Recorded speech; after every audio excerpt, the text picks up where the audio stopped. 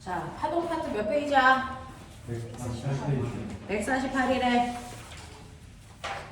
자, 148에 파동 파트요. 이번 주하고 다음에 우리가 마지막 주에 해서 파동 파트에 해당되는 내용들을 끝낼 건데요.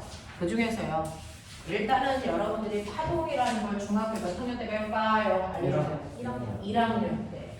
그러면 이제 중학교 1학년 때 배우는 거니까 우리가 모르면 병신인 거죠. 이미 배웠다는 거죠. 자, 하지만 아는 사람이 아무도 없어요. 그래서 파동의 기본적인 것들 정리해 드릴 테니까 머릿속에 잘 넣고요. 그리고 나서 물리 1에 대한 파동은 다음에 와서 내용을 정리해서 끝낼 수 있도록 할게요. 자, 여러분들 파동이 뭡니까? 파동. 우리 파동 느껴요? 자, 파동 주변에 있습니까? 네, 지금 이 목소리가 파동입니다. 되겠습니까? 선생님 목소리를 여러분이 듣는 자체가 소리라는 파동이 전달되기 때문이거든요. 그래서 그 파동이 뭡니까? 이게 파동이죠. 파동은 한 지점에서 진동이 발생합니다. 진동이 발생합니다. 그게 손으로 만들 수도 있고요. 목젖이 만들 수도 있어요. 그래서 한 지점에서 만든 진동이 뭐 하는 겁니까? 공간으로 퍼져나가는 현상을 파동이라고 합니다. 그래서 파동은 한 지점 타원에서 발생한 진동이 퍼져 나가는 현상입니다. 한 지점에서 생긴 진동이 퍼져나가는 현상을 파동이라고 합니다. 만약에 진동이 퍼져나가지 않고 한 지점에서만 떨린다. 이건 진동이죠. 그래서 이 진동이 퍼져나가야 파동이라고 한다는 거죠. 그래서 파동의 가장 핵심은 퍼져나간다는 겁니다. 됐죠? 이걸 파동이라고 한다. 그 파동을 발생시킨 지점을 파원이라고 부릅니다. 되겠어? 파원에서 발생한 진동이 퍼져나가는 현상을 파동이라고 합니다. 자, 그러면 이러한 파동에는 여러분들이 알고 있는 소리도 파동이고요. 그 다음에 지진도 파동이고 아세요? 그 다음에 여러분들이 파도라고 하는 물결도 파동이고요. 그 다음에 뭡니까? 빛도 파동입니다. 얘네들이 우리 주변에서 볼 수 있는 파동의 형태입니다. 됐죠? 자, 근데 얘네들이 퍼져나갈 때 혼자서는 퍼져나가지 못해 주변에 있는 물질을 진동시키면서 퍼져나가거든요. 그 진동을 퍼져나가게 도와주는 물질을 멋진 말로 뭐라고 해요? 매질이라고 합니다. 자, 그 중에서 소리라는 건 어떤 매질을 통해서 전달됩니까? 공기입니다. 그러니까 여러분들 공기가 없는 대표적인 곳이 어딜까요? 달입니다. 달. 그래서 달에 가서 너네 이렇게 앉혀놓고 내가 막 소리를 내. 자, 수업에 들릴까 안 들릴까? 안 들립니다. 됐죠? 자, 그래서 소리는 반드시 공기라는 매질이 있어야만 전달되죠. 지진은? 땅이요. 그래서 지진이 막 발생할 때 하늘 위로 날아가는 새들은요, 그 진동을 잘 못 느낍니다. 무슨 말인지 알겠습니까? 자, 파도는요? 물. 됐죠? 빛은요? 얘는 우주 공간에서 빛이 퍼져오니 안 퍼져오니? 퍼져서 지구까지 오죠. 그럼 우주에 뭐 있어요? 아무것도 없습니다. 얘는 유일하게 물질의 도움을 안 받습니다. 됐어? 자, 그래서 이렇게 파동이라는 건 진동이 퍼져나가는데 그 진동이 퍼져나갈 때 도와주는 매질이 필요한 아이도 있고 필요 없는 아이도 있네. 자, 여기서부터 시작하죠. 여러분, 파동을 뭐합니까? 분류합니다. 파동을 분류하는 기준은 3가지가 있어요. 그 중에서 첫 번째 기준을 말씀드린 겁니다. 첫 번째는 매질의 의무입니다. 매질이 반드시 필요할까? 안 할까? 라고 하는 매질의 의무입니다. 그 중에서 위에 있는 이 3가지는 매질을 필요로 하죠. 보편적인 파동의 99.9%는 반드시 매질이 있어야만 전달됩니다. 자, 이렇게 매질이 있을 때만 전달되는 파동을 우리는 탄성파라고 옛날에 불렀고요. 요즘은 이름이 바뀌어서 역학적 파라고 부르기도 합니다. 그래서 근데 빛처럼 매질이 없어도 전달, 있어도 전달되는 애들이 있어요. 그래서 매질이 없어도 전달될 수 있는 아이를 탄성파가 아니야. 뭐지만 아닐 빛자 써서 빛자 이성파. 됐어. 요즘은 이름을 바꿔서요. 이걸 전자기파라고 부르기도 한다라는 겁니다. 그래서 파동을 분류할 때 첫 번째 기준은 매질의 유무입니다. 됐어. 매질이 없어도 전달되는 아이는 유일하게 빛입니다. 빛을 뺀 모든 아이들은 매질이 있어야만 전달되는 파동입니다. 됐죠? 파동을 분류하는 두 번째 기준을 중학교 때 배운 겁니다. 됐어? 이렇게 파워에서 진동이 발생해서 퍼져나갈 때요. 여기 있는 매질은 어느 방향으로 진동해? 이겁니다. 자, 그 진동하는 방향이 파동이 퍼져나가는 방향과 날아가는 방향으로 진동해. 이럴 수도 있고요. 퍼져나가는 방향과 수직하게 진동해. 이럴 수도 있죠. 맞습니까? 자, 그래서 자, 파동이라고 하는 아이의 진행 방향과 그 안에 있는 매질의 진동 방향입니다. 요거 사이의 관계에 의해 나누는데 그 관계가 날아가되 무슨 파? 이걸 중학교 때 종파라고 배웁니다. 됐어. 파동이 진행하는 방향과 매질이 진동하는 방향이 수직하되 이거 뭐라고 배웠어요? 횡파라고 배웁니다. 그러면 그 중에서요. 저 파동 중에 하나는 종파, 하나는 횡파 이렇게 두 개를 다 가질 수는 없거든요. 자, 그 중에서 종파에 해당되는 거 딱 세 개밖에 없으니까 외워보자. 그게 바로 지금 너네가 느끼는 뭡니까? 소리입니다. 소리를 멋진 말로 뭐라 그러니? 음파에서. 자, 근데 소리 중에서 우리가 못 듣는 소리도 있어. 돌고래가 얘기할 때 하는 소리. 초음파. 알겠어? 얘도 음파니까 종파죠. 그 다음에 하나 더 있습니다. 지진이 일어났을 때 종파의 형태로 퍼져나가는 게 있습니다. 피팔. 이 세 가지만 종파입니다. 그걸 뺀 나머지는 횡파라고 외우시면 되겠죠. 됐어? 빛, 물결, S파. 알겠어? 이런 것들이 횡파의 형태를 띱니다. 그 다음에 세 번째는 잘 쓰진 않지만 그냥 알아만 두세요. 진동이 발생했을 때요. 여기가 진동이 퍼져나가야 파동이잖아요. 퍼져나가는 모습이 사방팔방으로 이렇게 원형을 그리면서 퍼져나가는 아이가 있고요. 한 방향으로만 이렇게 퍼져나가는 아이도 있어요. 그래서 대부분은 다 이렇게요. 됐죠? 그래서 퍼져나가는 모양에 따라서요. 여러분들은 구면파와 평면파로 나눌 수가 있더라 라고 하는 겁니다. 됐죠? 이렇게 파동은요. 매질의 유무 그리고 진행 방향과 진동 방향 사이의 관계 그 다음에 모양에 따라서 파동을 이렇게 분류할 수 있어요. 됐죠? 자, 그 중에서 어쨌든 간에 파동이라며 그 파동이 가지고 있는 구조 보여드릴게요. 파동의 구조를 가장 잘 볼 수 있는 게 횡파 구조입니다. 횡파의 구조를 통해서 파동에는 5가지 요소가 있구나라는 걸 느끼시면 돼요. 예를 들어서 여기서 진동이 생겨서 퍼져나갑니다. 그러면 여기 있는 매질이 진동을 할 텐데 횡파라면서 자, 횡파이기 때문에 진행 방향과 수직하게 매질들이 진동합니다. 이렇게. 이게 횡파 구조죠. 되겠어? 이러한 횡파 구조를 가질 때요. 가장 높은 곳을 우리가 뭐라 그럽니까? 이걸 뭐라 그러니? 마루. 쑥 들어가는 부분을 뭐라 합니까? 돌. 그래서 마루와 돌이라는 구조가 반복되는 형태를 우리가 횡파 구조라고 부르겠죠. 되겠어? 자, 그 중에서요, 여러분들 마루에서 그 다음 마루까지의 최단 거리 이거 뭐라 그러니? 이걸 뭐라 그럽니까? 첫 번째 파장이라고 하고요. 자, 기울어는 남다라고 쓰고요. 다니는 거리니까 미터로 표현합니다.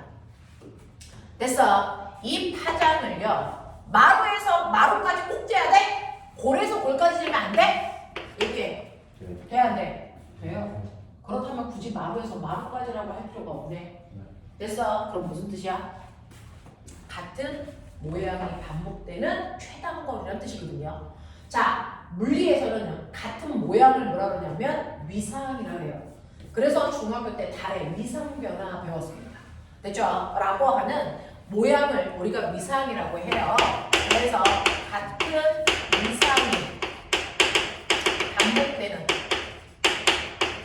최단 거리를 파장이라고 하더라라는 거죠. 그래서 그 같은 위상이 반복되는 최단 거리를 마루에서 마루까지 재던 골에서 골까지 재던 아니면 여기에서 같은 모양이 어디일까요? 1번이니 2번이니? 2번. 그쵸. 2번까지 이렇게 재도 상관없다는 거죠. 그래서 같은 위상이 반복되는 최단 거리를 한 파장이라고 한다. 예를 들어 얘는 한 파장이 2m예요. 뭐 이런 식으로. 알겠어? 표현하시면 되죠. 자, 그런가 하면 두 번째 주기라는 아이가 있어요. 이게 뭘까요? 한 주기, 두 주기, 주기가 뭘까요? 같은 위상이 반복되는 최단 시간을 얘기합니다. 됐어? 마루에서 그 다음 마루가 생길 때까지 몇 초 걸렸어? 이 얘기야. 알겠습니까? 네, 라고 하는 같은 위상이 반복되는 최단 시간을 주기라고 하고요. 주기는 타임의 약자 라지 t라고 쓰고요. 단위는 초입니다. 그러니 마루에서 그 다음 마루가 생길 때까지 얘가 4초 걸렸어요? 그럼 주기는 4초인 거죠. 그래서 이런 식으로 가시면 돼요. 자, 쉽게 얘기하면 주기는 한 번 진동하는 데 걸리는 시간. 이게 주기예요. 됐죠? 근데 이 주기라는 건 1회 진동하는 데 걸리는 시간의 개념을 가지고 있다면 거꾸로 1초라는 시간 동안에 너 몇 회 진동했니? 라고 하는 주기와 반대되는 개념을 가지고 있는 걸 우리는 뭐라고 한다? 이걸 진동수라고 하고요. 얘는 프리퀀시 약자 F 쓰고요. 단위는 헤르츠라고 합니다. 그래서 주기와 진동수는 서로 반드시 역수 관계를 갖습니다. 됐죠? 그러면 주기가 4초라고 했어. 진동수 얼마? 진동수 얼마? 얘는 4분의 1헤르츠야. 이렇게 얘기하시면 돼요. 그래서 진동수와 주기는 역수 관계를 갖는다 라고 하는 거 기억해 두시면 됩니다. 자, 그 다음에 이러한 진동을 할 때요, 사실은 매질은 옆으로 가니 안 가니? 절대 안 갑니다. 파동은요 진행하는 건데, 퍼져나가는 건데, 이때 실제로 옆으로 가는 건 파동의 에너지만 가는 거고요. 여기에 있는 물질인 매질은요 단지 떨어만 줄 뿐 앞으로 이동하지는 않습니다. 그래서 그걸 실험한 게 중학교 교과서에도 있는데, 물을 집어넣고 그 위에 나뭇잎 하나를 떨어뜨려 보죠. 자, 나뭇잎을 떨어뜨리는 이유는 나뭇잎 밑에 있는 물방울이 옆으로 가는지 안 가는지 보는 거예요. 자, 그래서 내가 물 한 방울 똥 떨어뜨려 물결을 만듭니다. 물결이 옆으로 이렇게 퍼져나가죠. 그랬을 때 여기에 있는 나뭇잎은 어떻게 될까요? 위아래로 출렁이긴 하지만 앞으로 가지는 않습니다. 됐죠? 그래서 파동이 퍼져나간다고 할 때요, 실제로 앞으로 가는 건 에너지만 이동하는 거고요. 매질은 이동하지 않습니다. 단지 그 자리에서 진동만 합니다. 알겠습니까? 네. 그러면 진동을 한다는 얘기는 어쨌든 출렁이긴 한다는 건데, 그러면 여기 있는 매질이 최대한 멀리 가면 얼마까지 올라갈 수 있어? 요만큼까지 올라가죠. 매질이 움직이는 최대 거리, 변이, 그걸 우리는 뭐라고 합니까? 이 파동의 진폭이라고 합니다. 그러면 여기가 플러스 2면 여기가 얼마인가? 마이너스 1. 올라가는 방향으로 2, 내려가는 방향으로 2. 이렇게 얘기하죠. 그러면 얘는 진폭이 2니 4니? 2입니다. 매질이 움직인 최대 변이는 이쪽으로 2m 가든지 이쪽으로 2m 가는 거지 한꺼번에 4m 가지는 않습니다. 그래서 진폭은요 A라고 쓰고 거리니까 얘도 단위가 미터입니다. 자, 얘는 매질의 최대 변이를 얘기한다. 중심으로부터 마루까지의 거리 또는 중심에서 골까지의 거리를 얘기한다. 마루에서 골까지 지지 않는다. 알겠습니까? 이렇게 얘기합니다. 자, 그 다음에 나머지 마지막 5번째 5요소라고 했잖아요. 얘가 제일 중요한 속력이라는 겁니다. 속력은요, V라고 쓰고요. 당연히 단위는 미터로 주겠죠. 모든 속력은요, 어떻게 구합니까? 시간분의 뭘 구하니? 거리를 구하죠. 파동에서의 시간 어디 있습니까? 얘죠.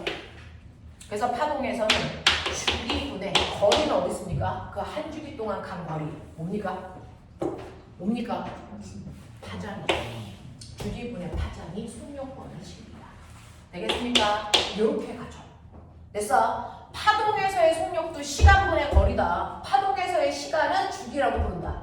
파동에서의 거리는 파장이라고 부른다.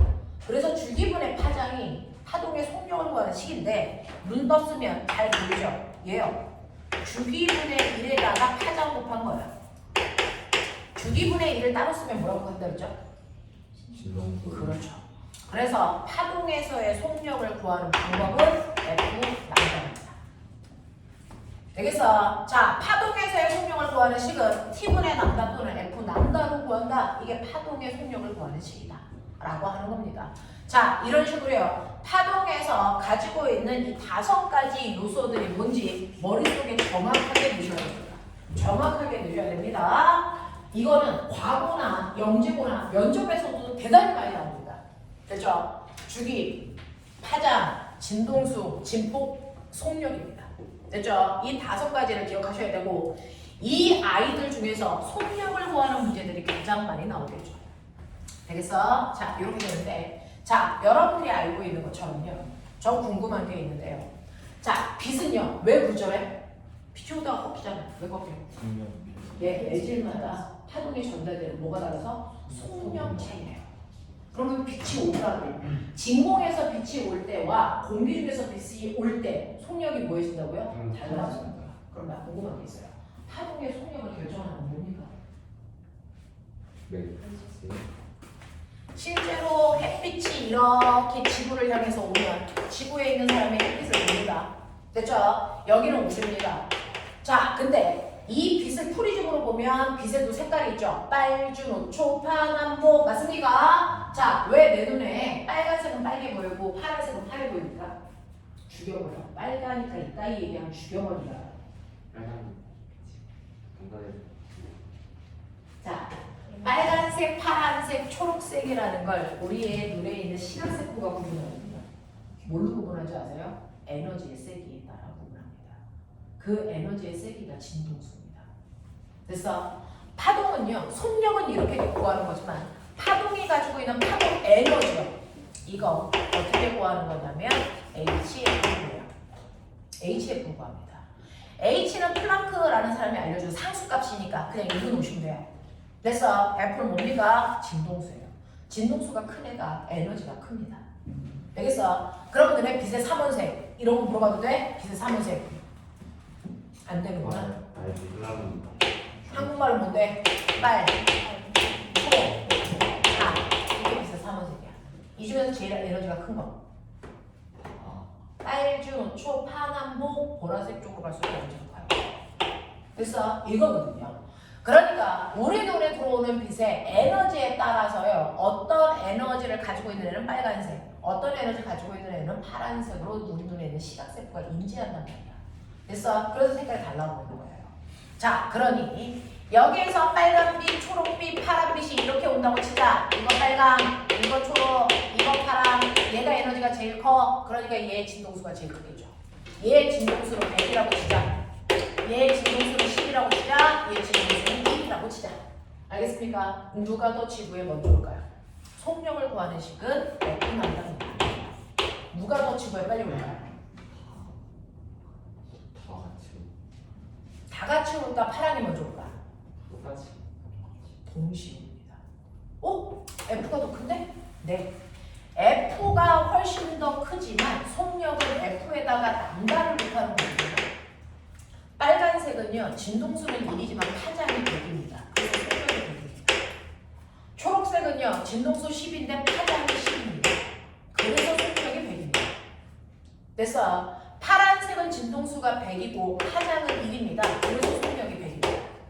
그래서 이렇게 돼요. 이렇게 돼요. 자, 같은 매질을 통과할 때는요. 그래서 같은 파동은요. 속력이 같습니다. 그러니까 빛이라고 하는 파동은요. 진공속을 통과할 때는 빨간색이든 파란색이든 초록색이든 상관없이 전열되는 속력이 똑같다고요. 됐죠? 그래서 파동의 속력을 결정하는 건 진동수도 파장도 아니다. 그래서 파동의 속력 속력을 결정하는 건 매질의 뭡니까? 종류와 매질의 상태와 성질입니다.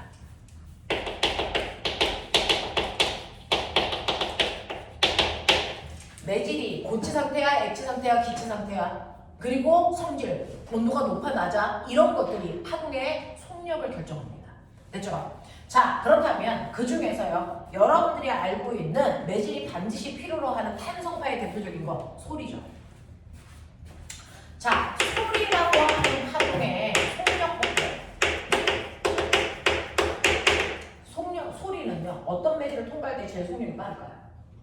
고체. 네. 고체 매질을 통과할 때가 액체나 기체를 통과할 때보다 훨씬 속력이 빨라서요. 이렇게 철로가 있는데 여기에 산이 이렇게 가리고 있어서 여기서 기차가 오는 게 눈에 안 보여. 그러면 어떤 애는 철로에다가 귀를 대고 들을 거고요. 어떤 애는 똑바로 서서 기차가 올 때 마찰에서 나는 소리를 들을 수도 있겠죠. 누가 먼저 들을까요? 철로에 귀 대고 있는 애가 먼저 듣습니다. 그래서 고체 매질을 통과해 오는 소리가 훨씬 더 속력이 빠르게 됩니다. 알겠냐? 이렇게 되거든요. 자, 그래서 소리는 고체 매질을 통과할 때 속력이 제일 빠르고 그 다음 액체고 그 다음 기체인데 이유가 뭔지 아세요? 탄성파들은 매질을 통해서 전달되잖아요. 고체는 매질이 빽빽합니다. 매질이 빽빽하게 이렇게 되어 있는 게 고체고요. 기체는 이렇게 느슨하게 되어 있어요. 그러면 이 중에서 얘가 진동을 하면 이 진동을 옆에 있는 매질에 전달을 해줘야 되는데 가까이 있으니까 빨리 툭 치겠죠. 그래서 진동이 빨리빨리 전달돼. 근데 얘는 멀리 떨어져 있으면 잘 못 치죠. 됐습니까? 이런 느낌이야. 이런 느낌이야. 그래서 매질이 빽빽하게 있을 때 전달되는 속도가 훨씬 빠릅니다. 그러니 진공에서는 전달이 될까 안 될까? 절대 안 돼요. 매질이 없으니까. 그래서 또 같은 기체라도 온도에 따라 달라요. 더운 공기에서 잘 전달될까요? 찬 공기에서 소리가 잘 전달될까요? 더운 공기. 입자의 운동 속도가 더 빨라서 빨리 쳐요. 그래서 고온의 기체에서가 저온의 기체에서보다 전달되는 속력이 훨씬 빨라요. 알겠습니까? 이렇게 되는 거고요. 그래서 공기 중에서 소리의 속력을 계산하는 식 들어주세요. 331 더하기 0.6t 이렇게 계산합니다. 되겠어? 자, 이 t가 뭐냐면 섭씨온도예요. 자, 상온. 지구의 평균 기온은 상온이라고 해요. 상온의 범위. 15도에서 25도 사이. 알겠습니까? 네. 그 중에서 보면은 여기 15 집어넣어. 계산해. 얼마 나오냐? 340. 그걸 우리가 평균 음속으로. 우리가 음속 그러면 340 이렇게 얘기하거든요. 그거는 15도 1대 그렇습니다. 15도가 아니고 20도, 30도가 되면 소리가 전달되는 속력은 훨씬 빨라집니다. 알겠습니까? 이렇게 얘기하는 거예요. 자, 그 다음에 두 번째. 여러분들, 물결이요. 파도. 자, 파도가 넘실넘실 쳐요. 자, 파도의 속력을 결정하는 건 뭘까요? 설마 고체 매질 이런 얘기하면 뒤져버린다. 그래서 파도는 물에서만 전달된다. 자, 근데 어떤 물이라는 거죠. 자, 물결이 전달될 때요. 얘는 전달되는 속력을 결정하는 건 딱 하나, 수심입니다. 깊이. 됐어. 자, 바닷속의 지형이 이렇게 생겼다고 치자. 그러면 얘는 수심이 얕고 얘는 수심이 깊어요. 납득합니까? 여기서 파도가 넘실넘실 치겠죠. 그랬을 때요. 자, 얘는요. 됐어. 한 번 진동하는 동안 파도가 묵 이렇게 갑니다. 근데 얕은 곳에 있으면 이렇게 갑니다. 왜요? 파도는 여러분들이 볼 때 물 표면에서만 치는 것 같지만 물의 마찰 때문에 밑에 있는 안도 끌고 갑니다. 밑에 있는 안도 끌고 갑니다. 그러다 보면 얕은 곳은 금방 땅이랑 파도가 뭐합니까? 부딪히죠. 그러면 마찰이 커지니까 잘 갈 수 있어 없어? 없다고요. 그래서 얕은 곳은 파도에 전달되는 속도가 느린 쪽이고요. 여기는 전달되는 속도가 뭐하고 있습니까? 빠른 곳입니다. 되겠어? 자, 전달될 때 속력은요. 보이는 F는 남자인데요. 실제로 파도가 칠 때요. 맨 처음에 여기서 진동수가 100짜리가 만들어졌어. 네. 그러면 얘는 속력이 빨라지던 느려지던 진동수는 변하지 않습니다. 파동이 한번 만들어질 때요. 진동수는 고유한 값입니다. 여러분들이 아무리 멋져 보이려고 성형을 해도 너네들의 지문이나 DNA 변해 안 변해? 안 변하는 것처럼. 그래서 진동수는 절대 변하지 않습니다. 알겠어? 그러면 속력은 F 남자인데 얘는 절대 변하지 않아? 일정의 그럼 속력에 따라 바뀌는 건 뭐만? 파장의 길이만 바뀌는 겁니다. 됐죠? 그러니까 속력이 빠른 곳은요 파장이 길어요. 그래서 한 번 진동할 때요 성큼 가서 마루와 마루 사이의 거리가 길죠. 알겠어? 근데 속력이 느려지는 곳은 아장아장 갑니다. 아장아장 가서요 마루와 마루 사이의 간격이 좁습니다. 됐어? 그래서 속력이 느려졌다는 걸 확인할 수 있고요. 이때 파도가 이렇게 칠 때요 마루들끼리만 연결한 선을 만들어요. 마루, 마루, 마루, 마루, 마루. 자, 이렇게 마루들끼리 연결한 선을 우리가 파도의 얼굴이라 파면이라고 해요. 이 파면의 간격이 넓으면 파장의 길이가 길다는 얘기예요. 이게 한 파장입니다. 파면의 간격이 좁으면 파장의 길이가 짧은 겁니다. 됐어? 그래서 이 파면의 길이를 가지고 어디가 속력이 빠른지 느린지를 캐치하시면 된다. 알겠습니까? 이렇게 됩니다. 자, 그 다음에 파동의 속력 중에서 또 뭐를 여러분들이 기억하시면 좋냐면 세 번째는 줄입니다. 줄. 여러분들하고 선생님하고 이렇게 밧줄을 잡고 있는데 내가 여기서 진동을 하면 줄에서 진동이 훅 퍼져나가겠죠? 자, 그 중에서 어떤 줄에서 진동이 빨리 퍼져나갈까? 어떤 줄에서 진동이 빨리 퍼져나갈까? 가벼운 줄, 무거운 줄. 가벼운 줄. 팽팽한 줄, 느슨한 줄. 팽팽한 줄. 그래서 줄에서 전달되는 속력은요 얼마나 가벼워 얼마나 팽팽해 이 두 개거든요. 그래서 줄에서 전달되는 속력은 루트 U분의 T라고 씁니다. 류가 뭐예요? 이 류는 속력이라고 하는 거예요. 줄은 무조건 길어지면 무거워지죠. 그러니까 가벼운 줄 무거운 줄 그냥 얘기하면 의미가 없어서 모든 줄을 다 1m 단위로 잘라요. 그래서 모든 줄을 1m로 잘랐을 때 그 1m가 차지하는 질량값 이걸 선밀도라고 합니다. 그래서 1m씩 잘랐을 때 누가 더 무거워? 비교하는 게 더 논리적이죠. 그래서 이게 선밀도입니다. 자, 그 다음에 이 T는 실을 잡아당기는 장력을 얘기합니다. 라고 하는 거. 되겠어? 그래서 줄에서의 전달되는 속력은 이렇더라 라고 하는 이 세 가지는 탄성파죠. 매질이 있어야 되는 거예요. 자, 근데 비탄성파의 대표적인 빛이 자, 빛이 전달되는 속력 어디가 제일 빠를까? 그렇죠. 아무 매질도 없는 진공 속에서 빛이 전달되는 속력이 제일 빠르다는 건 이렇게 매질인 입자들이 있으면 오히려 빛이 전달되는 걸 이 새끼들이 방해한다는 얘기야. 알겠어? 그러니 기체, 액체, 고체로 갈수록 매질이 빽빽해지잖아. 그러니까 전달되는 속력은 느려질 수밖에 없어. 알겠냐? 그래서 빛은 진공일 때 속력이 제일 빠르고요. 그 다음 기체고요. 액체고요. 고체로 가는 속력이 제일 느려진다. 라고 하는 겁니다. 됐죠? 자, 그 중에서 빛의 속력이 제일 빠른 진공에서의 빛의 속력만을 우리는 뭐라고 부른다? 뭐라고 부른다? 진공을 통과할 때 빛의 속력만을 광속이라고 부른다. 광속. 다른 속력은 V라고 쓰는데 광속일 때만을 우리가 C라고 써서 구별합니다. 되겠습니까? 자, 그걸 뺀 나머지는 진공에서부터 보다 속력이 느려지죠. 그래서 빛이 공기 중에 들어오면 이미 광속을 잃어버리는 겁니다. 속력이 훨씬 느려진 겁니다. 알겠어? 네, 그러면서 이렇게 광속도 파동이니까 구하는 방법 F남과 똑같습니다.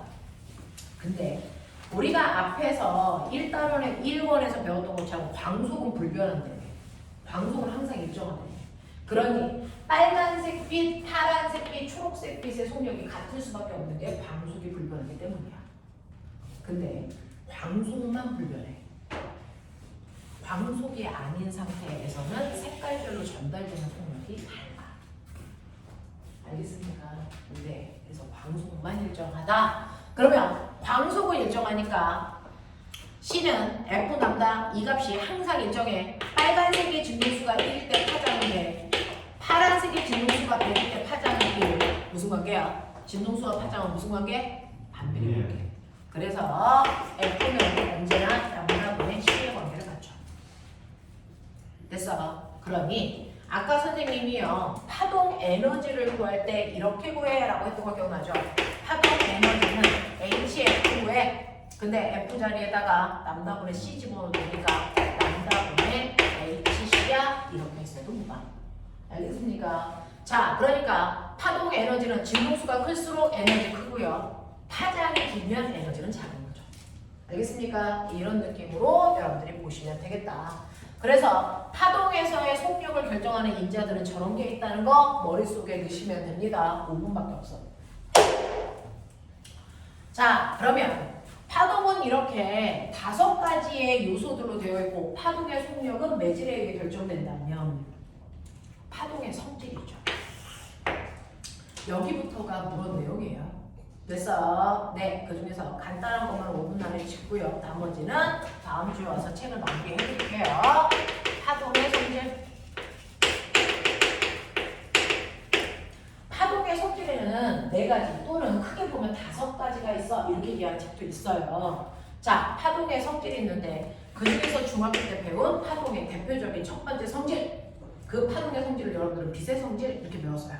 뭐 있습니까? 직진성이 있어요. 그래서 꼼짝 나가려고 합니다. 됐죠? 직진성.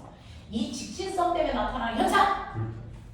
직진성 때문에 나타나는 현상. 그림자가 져요. 됐죠? 자, 이렇게 빛이 이렇게 오는데요. 어떤 물체가 있어? 그러면 직진하기 때문에 이 물체가 있는 곳은 빛이 통과할 수 없죠. 됐어? 물체가 없는 곳은 빛이 통과하겠죠. 그래서 이렇게 벽이 있으면 여기는 밝지만 여기는 뭐하다? 어두워서 그림자가 생기고 다시 밝아지는 거죠.